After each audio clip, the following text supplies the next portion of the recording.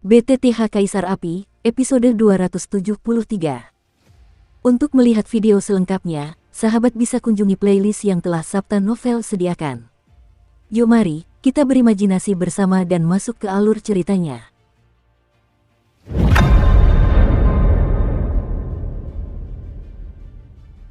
Pemakan, penguasa pemakan jiwa. Ketika penjaga Yin mendengar suara aneh yang muncul di ruang api suci, dia tiba-tiba tampak terkejut.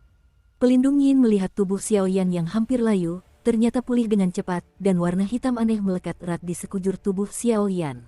Melalui awan udara hitam ini, ternyata pelindung Yin merasakan perasaan tertekan sehingga dia tidak bisa bernapas.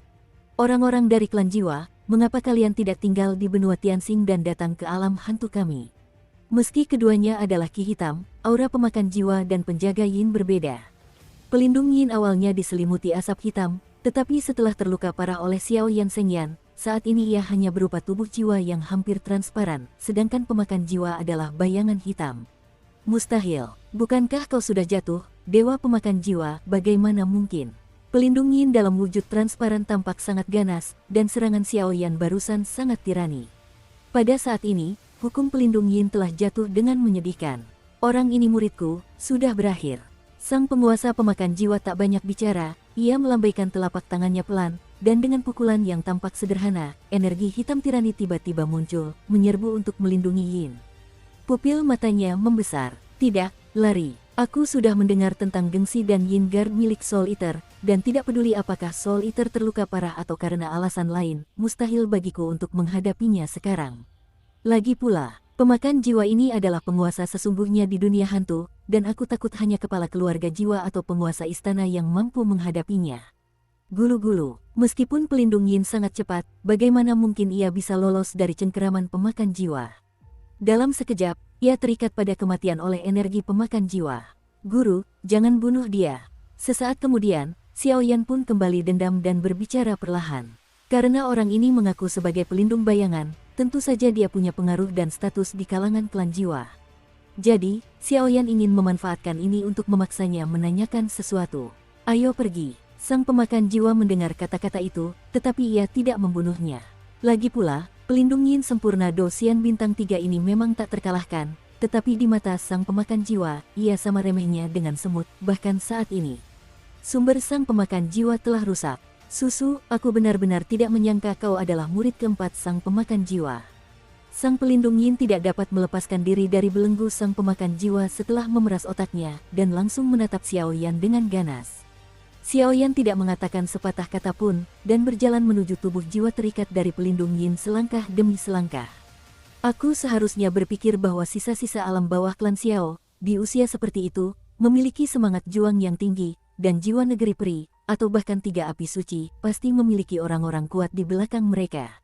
Ini benar-benar salah perhitungan. Pelindung Yin sangat menyesal. Jika Xiaoyan tidak mendapat dukungan dari pemakan jiwa, aku khawatir dia akan mudah terbunuh sendiri setelah fusi api 3 warna dan setengah suci baru saja dilakukan.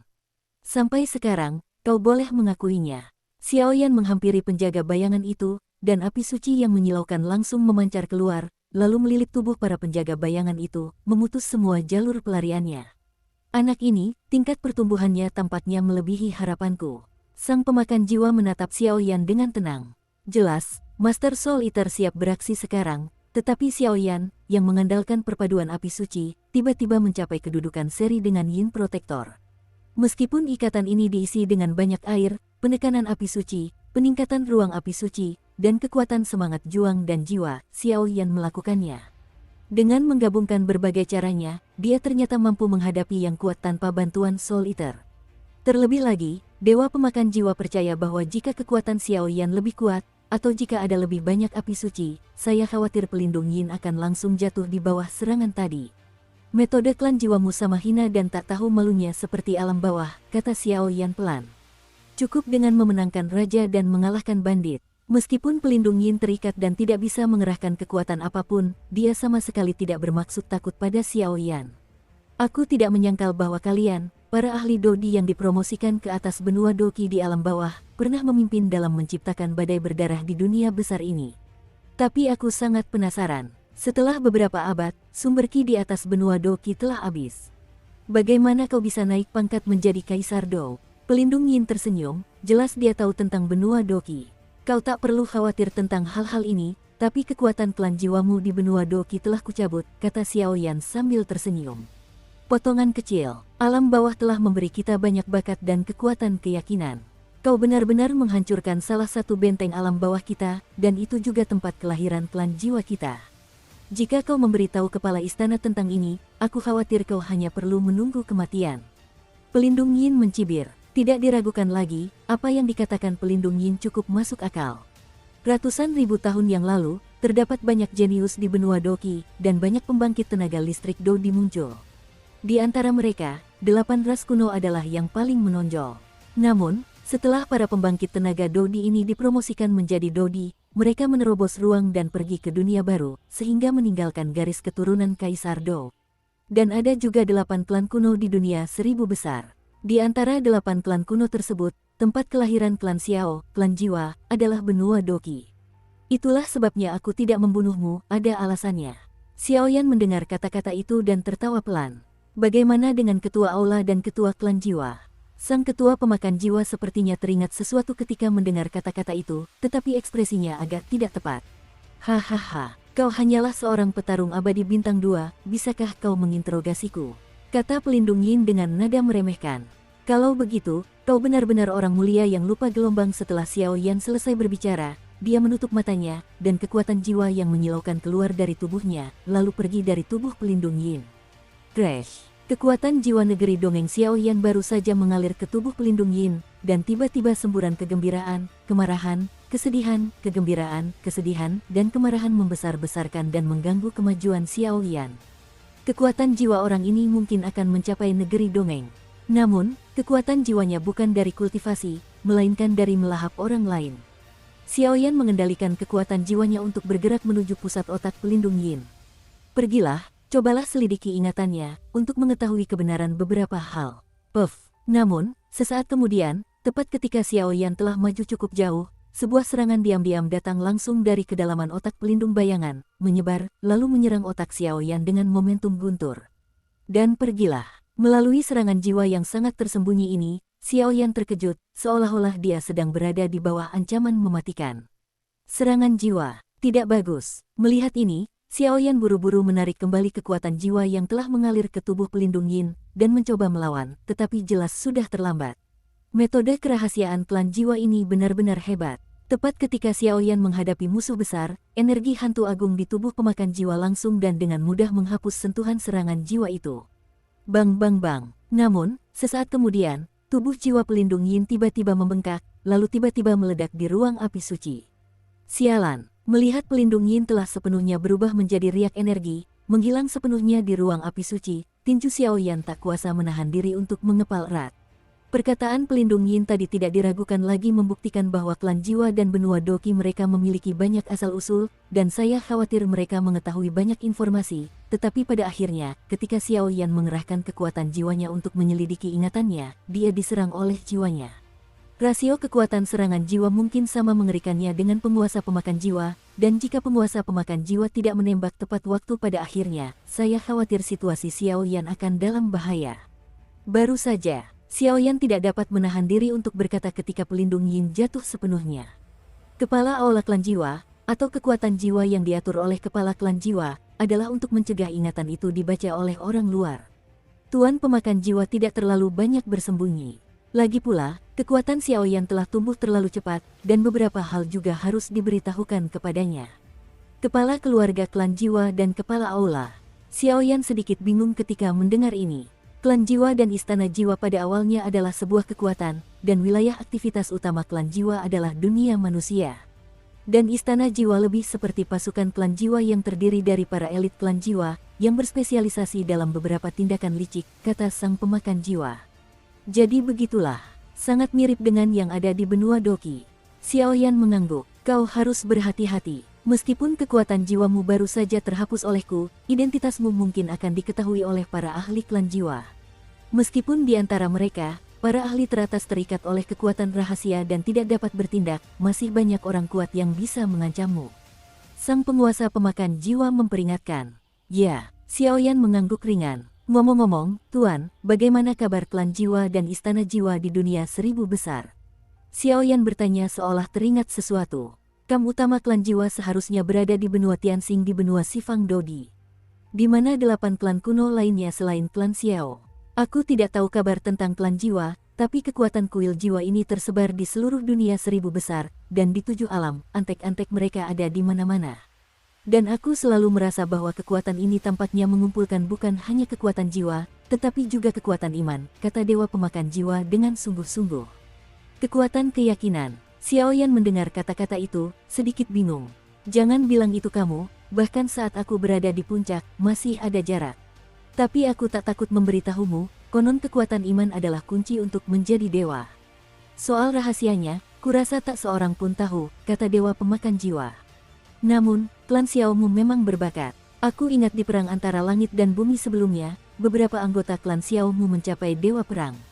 Dan setelah perang dunia, hilangnya klan Xiao kemungkinan besar ada hubungannya dengan para dewa petarung di klanmu. Lagi pula, di dunia besar, banyak orang yang terjebak dalam kemacetan pertarungan para dewa abadi, kata Soul Eater sambil tersenyum. Sepertinya aku harus bekerja keras untuk meningkatkan kekuatanku. Xiaoyan mengangguk pelan. Dia tahu, bagaimanapun juga, dia harus menyelesaikan semua ini sendiri. Siapa yang membuatnya mewarisi darah keluarga Xiao? Ayo, kita keluar dulu. Tanpa rintangan dari penjaga bayangan, hanya masalah waktu saja bagi mereka untuk gagal, kata Soul Eater kepada Zaidu. Ya, Xiaoyan mengangguk ringan, tetapi Xiaoyan mendapati bahwa energi bertarungnya, yang hampir habis, sebenarnya telah pulih hingga 70% berkat Soul Eater. Anda harus tahu bahwa Xiaoyan dan Soul Eater memiliki atribut yang berbeda, sehingga mereka dapat memulihkan 70% ki bertarung mereka, yang membuat Xiaoyan semakin menantikan Soul Eater. Sialan, kalau begini terus, kita pasti kalah. Yu Tianyu dan kelompoknya perlahan bertarung melawan orang-orang dari Kuezai, tapi seiring berjalannya waktu, tirani para petarung abadi bintang 3 pun mulai terlihat. Bang bang bang, sebuah serangan dahsyat menghujani, dan tiba-tiba dua roh petarung bintang itu hampir kehabisan ki petarung, melayang di kehampaan, tanpa jejak ki petarung, mereka telah mencapai titik di mana lampu telah padam.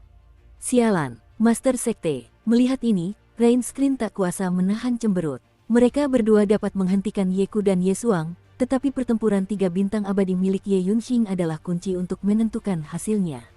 Pak Tuayu, sudah waktunya untuk mengakhiri, dan saat berikutnya, Yeku melihat ini, dan dia tidak menahan diri, dan melancarkan serangan tirani. Kekuatan Yu Tianyu sedikit lebih kuat dari dirinya sendiri, tetapi saat ini Yu Tianyu terganggu, khawatir tentang Xiaoyan, dan khawatir tentang keselamatan orang-orang kuat di sektenya, jadi di bawah serangan tirani Yeku, dia jatuh pingsan, melawan arah angin. Master Sekte, hati-hati, Yumu tak kuasa menahan diri untuk menatap Master Sekte yang kebingungan dan meraung. Begitu Yu Tianyu dikalahkan, saya khawatir mereka semua akan mati di sini. Beri aku kematian. Di tangan Yeku, energi penghancur dan dendam yang kejam meraung langsung ke arah Yu Tianyu, tetapi Yu Tianyu tidak menyadarinya untuk sementara waktu karena ia sedang teralihkan. Bang bang bang. Namun, tepat ketika Yeku merasa kemenangan ada di tangannya, sesosok samar langsung menghalangi serangan Yeku dan datang ke Yu Tianyu. Master Sekte Yu, sungguh tabu bagimu untuk teralihkan dalam pertempuran seperti ini. Setelah sisa-sisa pertempuran menghilang, tawar yang seorang pria parubaya terdengar perlahan. Yanya, ayo kita bertindak bersama dan bunuh orang-orang ini sesegera mungkin. Kita harus menyelamatkan Xiaoyan. Kalau tidak, kalau terjadi apa-apa padanya, kita semua tidak akan bisa lolos. Kata Yu Tianyu dengan sungguh-sungguh. Oke, Yanya mendengar kata-kata itu, tiba-tiba mengangguk, dan kemudian napas cerah itu tiba-tiba menyebar. Di tahap tengah 3 bintang petarung abadi, Yanya. Orang ini adalah prajurit penyelamat yang diundang oleh Yu Tianyu, Yanya, penguasa kota di Yancheng tidak jauh dari mereka, kekuatannya telah mencapai tahap tengah dari 3 bintang petarung abadi, dan dia adalah sekutu Yuzong. Sial, melihat bantuan tiba-tiba Yuzong, Yeku mengerutkan kening. Seorang petarung abadi bintang 3 menengah, tetapi cukup untuk mengubah kunci seluruh pertempuran. Lakukan sekuat tenaga, selama kita bisa menjerat mereka dan menunggu pelindung Yin melenyapkan anak itu, kita masih punya kesempatan. Pada titik ini, Yekuye hanya bisa menggertakkan giginya dan bertahan. Ya, Ye Suang dan Ye Yunxing tiba-tiba mengangguk setelah mendengar ini, dan serangan menyilaukan pun meledak. Saudara Yanya, pergi dan hadapi Ye Yunxing, lalu cepat masuk ke ruang itu, kalau tidak. Yu Tianyu langsung membungkus Yeku dan berkata, "Oke." Yanya mendengar kata-kata itu, melirik ke ruang hampa yang menjulang. Ruang ini adalah jejak yang ditinggalkan Xiaoyan dan pelindung Yin saat memasuki ruang api suci. Mereka, Samsung Douxian, berhasil menemukan jejak dan memasukinya. Crash! Ketika kedua kekuatan berimbang, api suci yang menyilaukan meletus dari ruang api suci, lalu menyapu seluruh ruang formasi dalam sekejap. Di pintu masuk ruang api suci, sesosok samar akan muncul. Bagus sekali, itu pasti pelindung Yin. Sepertinya Yu Zongmu pasti akan kalah hari ini. Hahaha. Yeku memperhatikan adegan ini dan tidak bisa menahan tawa. Pada tahap awal Douxian Bintang 2, Douxian Bintang 3 berhasil ditangani, belum lagi seorang pria dengan semangat juang dan api suci, bahkan jika itu adalah penjahat sungguhan di tangan klan jiwa, itu seperti semut. Master Sekte, dengan fluktuasi tiba-tiba ini, kedua kekuatan itu berhenti, karena sosok yang keluar dari ruang api suci niscaya akan menentukan kunci pertempuran ini. Yaitu, Xiaoyan. Saat api berangsur-angsur mereda, seorang pemuda malas perlahan memasuki pandangan semua orang. Bagaimana mungkin? Dan melihat Xiaoyan yang keluar dari ruang api suci dengan utuh, wajah Yeku sangat jelek.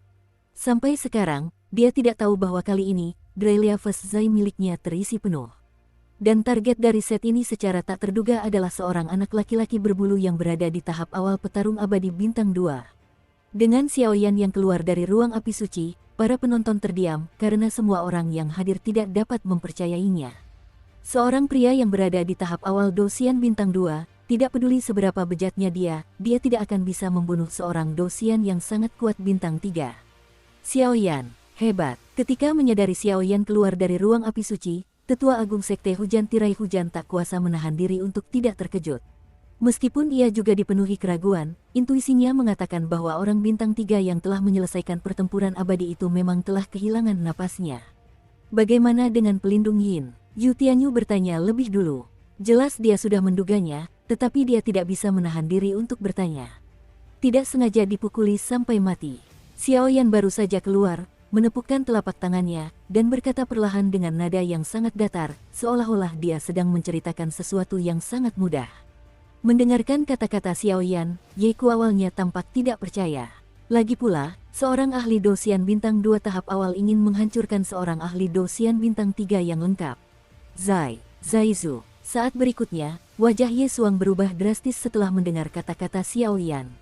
Katakan padaku. Yeku mendengus dingin, tidak tahu mengapa Ye Xuang menghentikan dirinya pada saat ini. Yin, kartu jiwa yang diberikan pelindung Yin kepada kita benar-benar rusak. Ye Xuang tidak berani menyembunyikan apapun, dan berkata langsung. Apa? Yeku mendengar kata-kata itu, awalnya dia tidak percaya bahwa Xiaoyan telah menghapus hukum pelindung Yin, tetapi sekarang dia yakin. Dukung terus channel YouTube Sabta Novel. Orang yang menghancurkan formasi ruang angkasa pada awalnya adalah penjaga bayangan. Saat menghancurkan formasi ruang angkasa, penjaga bayangan mendapatkan banyak manfaat. Untuk membalas budi mereka, mereka memberi mereka kartu jiwa mereka sendiri. Kartu jiwa ini dapat dipanggil sekali kapan saja, dan yang terpenting adalah mencatat kehidupan dan kematian pelindung Yin. Dan sekarang kartu jiwa itu benar-benar rusak, itu juga berarti apa yang dikatakan Xiaoyan bukanlah rumor. Bajingan kecil Xiaoyan, aku akan membunuhmu. Yeku tiba-tiba tampak gila, lalu sosoknya dengan cepat berubah menjadi hantu dan menyerang Xiaoyan. Sangat kuat, meskipun Xiaoyan mengatakan bahwa dia telah memusnahkan pelindung Yin, tetapi di dimensi api suci dan dia telah menggunakan semua kemampuannya, tentu saja sulit untuk menghadapinya jika dia tidak menggunakan banyak cara sekarang, masih memiliki lompatan kualitatif. Hahaha. Teman kecil Xiaoyan benar-benar bangsawan dari Yusong kita. Yu Tianyu tertawa terbahak-bahak, lalu bersama Yan Ya, telapak tangan mereka membengkak secara aneh, dan dengan lambaian tirani, mereka langsung menerjang Yeku. Puff, Yeku yang marah sepertinya hanya menatap Xiaoyan. Ia mengabaikan serangan Yu Tianyu dan serangan Yan Ya, dan napasnya pun tersengal-sengal. Tuan Zai, ayo pergi. Melihat ini, Ye Xuang langsung membawa mereka bertiga yang tersisa, berubah menjadi aliran cahaya, dan menghilang ke dalam ruang formasi. Jangan kejar, Yeku terkena serangan kita dan sudah terluka parah. Kuye Zai salah langkah kali ini, dan permainannya sudah hancur. Yu Tianyu tertawa. Ayo pergi, kita keluar dulu. Yu Tianyu sangat sopan kepada Xiaoyan, lalu meninggalkan ruang formasi bersama kelompok itu. Akan tetapi, orang-orang yang hadir menatap Xiaoyan dengan tatapan yang hampir seperti monster. Di dunia ini, yang lemah dan yang kuat memangsa yang lemah. Apapun cara yang digunakan Xiao Yan, ini benar-benar telah memusnahkan pembangkit tenaga listrik Dosian Bintang 3 yang sempurna. Kekuatan seperti itu niscaya akan membuat mereka dihormati. Aduh, ayah, mereka sudah 2 bulan di ruang formasi, kenapa mereka belum keluar juga? Ada kekuatan ruang yang begitu kuat di ruang formasi itu, kalau kau tidak hati-hati, sesuatu akan terjadi. Di hutan bambu di halaman belakang Yuzong, inilah pintu masuk ruang formasi untuk Xiao Yan dan yang lainnya, dan pintu keluarnya juga ada di sini. Yue dan Yuranran berdiri di sini, tetapi Yuranran tampak cukup tenang, sementara Yue berjalan mondar-mandir di luar hutan bambu, tampak gelisah. Weier, aku bilang kenapa kamu terburu-buru? Mungkinkah itu seseorang yang kau sukai?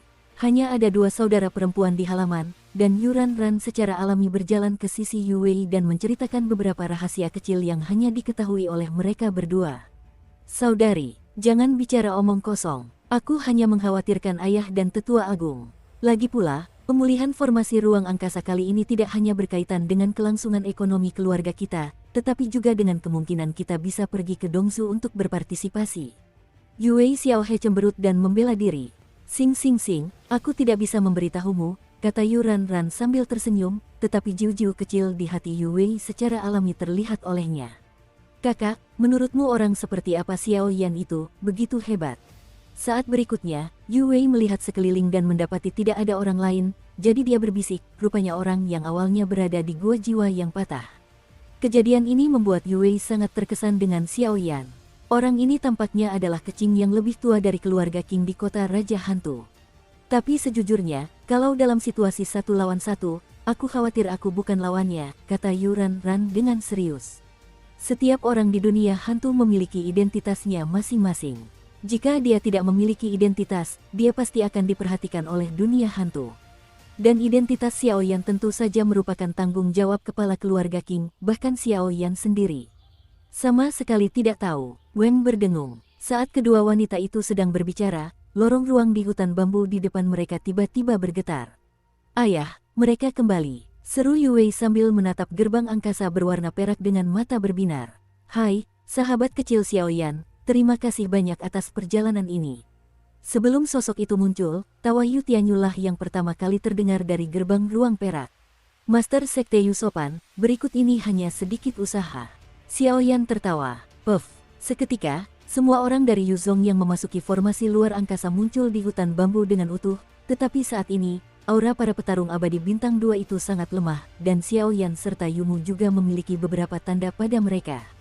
Bekas luka yang terlihat. Ayah, ada apa denganmu?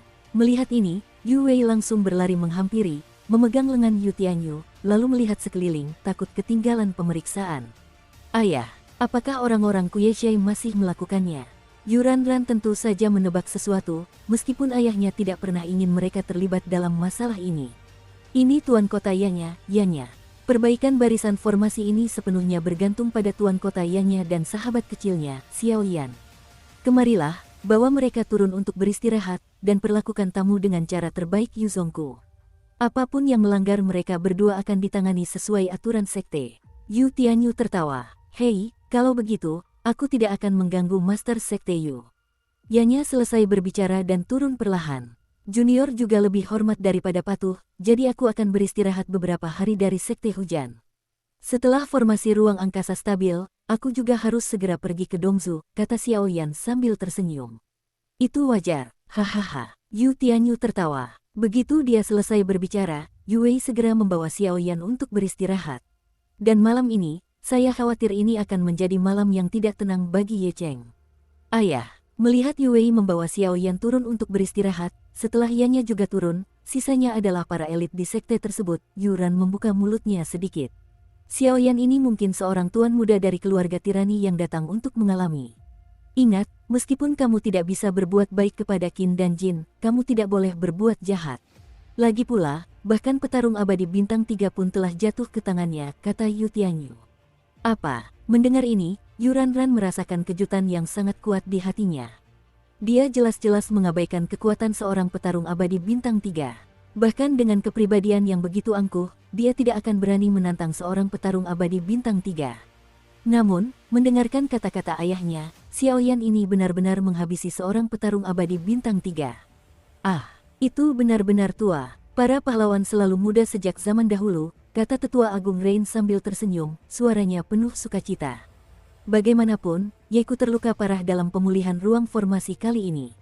Selain itu, pasukan di belakang Kuyezhai telah dikalahkan oleh Xiaoyan. Dengan begitu, Kuyezhai ini mungkin akan disingkirkan dari Yecheng. Tetua, panggil semua orang kuat di sekte untuk membasuh rumah daun mati dengan darah siang nanti. Detik berikutnya, niat membunuh yang mengerikan muncul langsung dari tubuh Yu Tianyu. Sebagai kepala sekte, Yu Tianyu tentu saja bukan ibu mertua, dan ketegasan adalah keterampilan dasarnya. Ya, tetua pertama tersenyum perlahan ketika mendengar kata-kata itu. Jelas, mulai sekarang, tidak akan ada daun kering di Yecheng, hanya akan ada satu sekte hujan. Ran, kenapa kamu tidak bergabung denganku juga? Lagi pula, Yue tidak sebaik dirimu, dan akan lebih baik jika kau diizinkan berpartisipasi dalam pertempuran seperti ini lebih awal. Saat berikutnya, Yu Tianyu menoleh ke arah Yu Ran dan berkata, lalu langsung beristirahat untuk memulihkan semangat juangnya. Ya, mendengar ini, Yu Ran mengangguk pelan. Jelas dia tidak tahu apa yang terjadi pada ayahnya. Dulu, ayahnya tidak pernah membiarkan dirinya terlibat dalam sekte. Sekarang, dia telah membiarkan dirinya terlibat. Namun, secara keseluruhan, ini bagus. Xiaoyan diantar oleh Yue untuk beristirahat. Di tengah perjalanan, ia menyadari bahwa Yue tampaknya memiliki beberapa faktor lain terhadapnya, dan langsung terdiam. Tampaknya hal-hal seperti pahlawan menyelamatkan kecantikan sangatlah berguna. Namun, Xiaoyan tidak berani lancang. Meskipun Suner dan Cailin tidak ada, Mu Yingying ada di sini. Sejak Mu Yingying dikorbankan dan diubah menjadi hati Xiaoyan, begitu Xiaoyan dan wanita lain terlalu dekat atau bersikap mesra, kolik yang sangat hebat akan muncul. Sepertinya Mu Yingying cemburu, dan sepertinya juga mengingatkan Xiaoyan. Keduanya terdiam dan langsung berpisah. Xiaoyan pun tak peduli lagi, ia hanya memejamkan mata dan bermeditasi. Pertempuran melawan pelindung Yin sangat bermanfaat bagi Xiaoyan, dan Xiaoyan pun bisa saling memahami dengan baik. Soal Kuyezhai, Xiaoyan tak perlu khawatir. Lagi pula, pelindung Yin telah terbunuh dan Yeku terluka parah. Saat ini, Kuyezhai jelas tak mampu melindungi dirinya sendiri. Yecheng juga bisa dianggap sebagai kota yang luas wilayahnya. Luas keseluruhan kota hampir puluhan mil, dan Kuyezhai berada di puncaknya. Malam tiba dengan tenang, di aula konferensi kantor pusat Kuyezhai. Tuan Zai, apa kabar? Seorang eksekutif senior Kuyezhai adalah orang pertama yang memecah keheningan. Kali ini, kita kalah.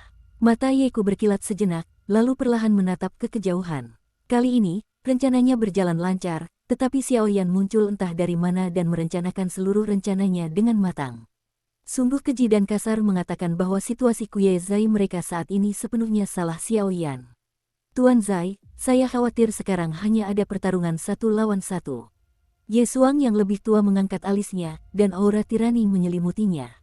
Jelas, mereka bukan orang yang mundur, tetapi kata-kata ini jelas ditujukan kepada orang kuat lainnya.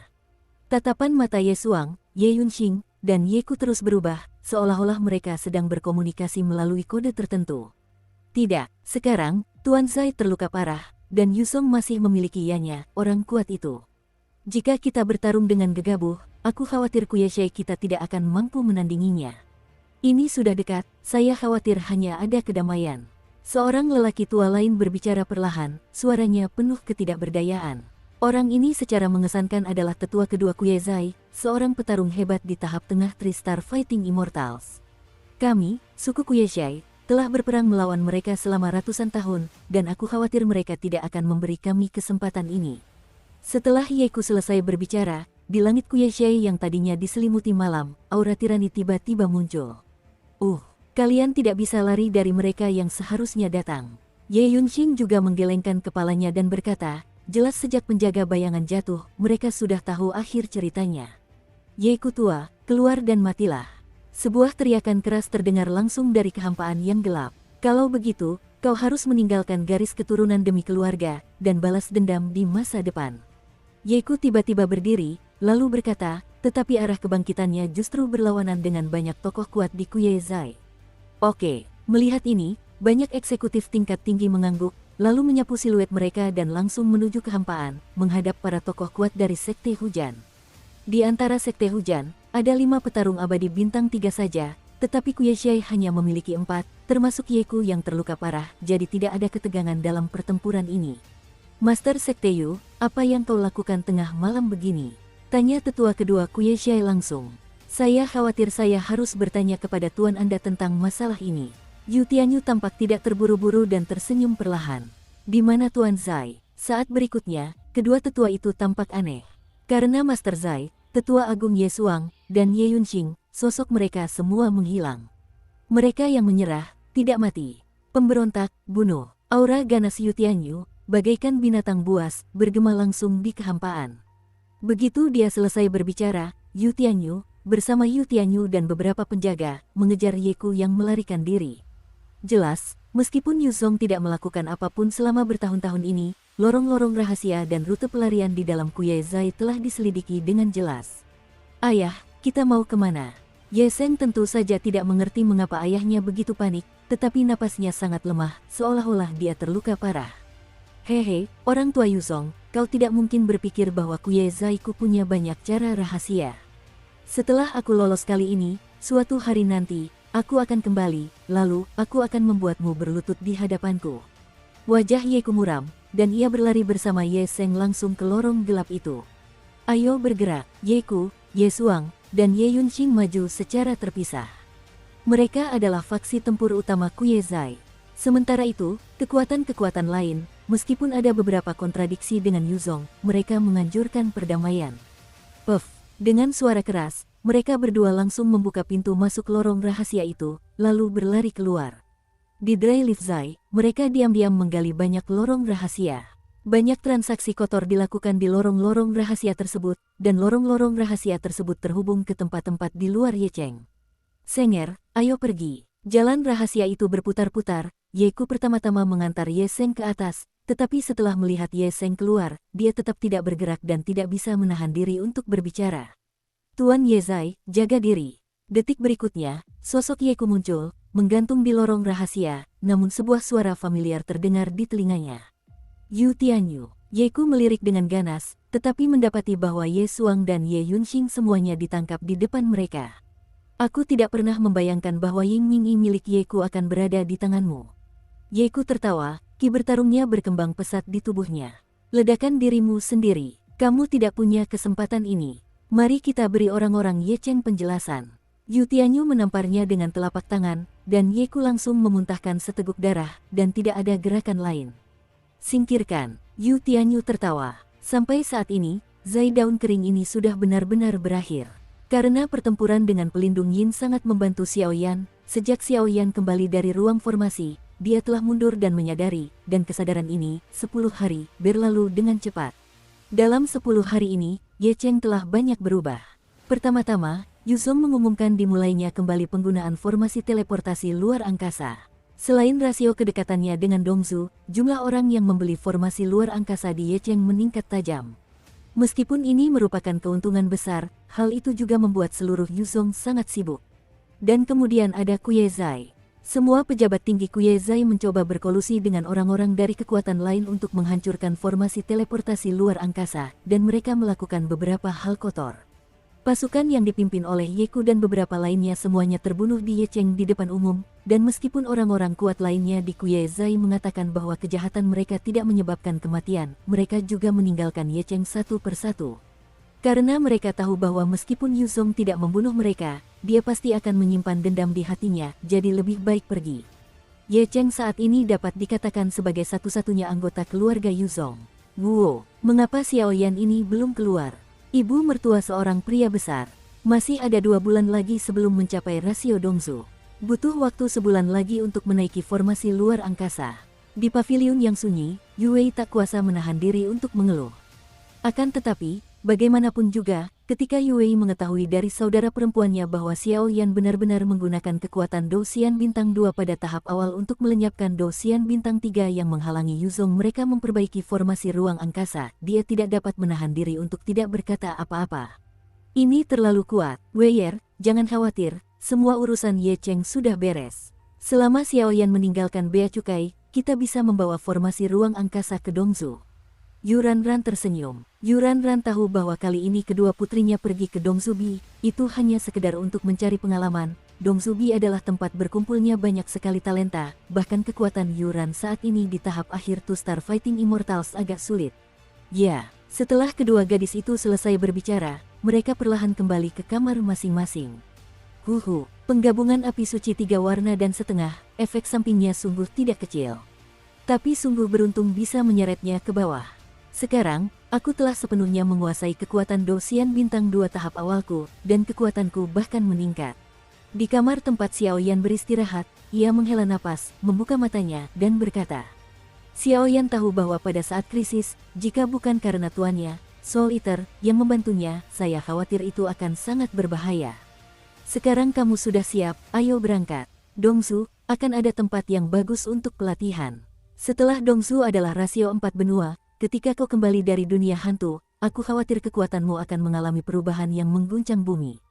Ketika saatnya tiba, kau akan memiliki kekuatan untuk mengetahui rahasia klan Xiao, kata pemakan jiwa sambil tersenyum dalam hati Xiao Yan.